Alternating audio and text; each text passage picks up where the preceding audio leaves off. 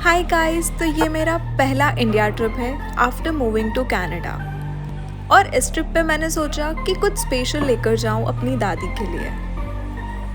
मैं लेकर आई हूँ Citizen classic eco drive watch.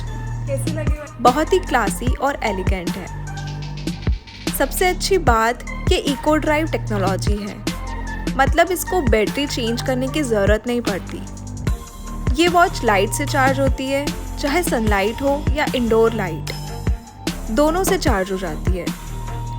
और एक बार फुल चार्ज हो जाए तो महीनों तक चलती रहती। अब चलो प्रॉपर अनबॉक्सिंग करते हैं। और सबसे एक्साइटिंग पार्ट, देखते हैं दादी का रिएक्शन। मुझे लगता है उनको ये गिफ्ट बहुत पसंद आएगा। डिज़ाइन सिंपल और टाइमलेस है, सीनियर्स के लिए परफेक्ट लगती है।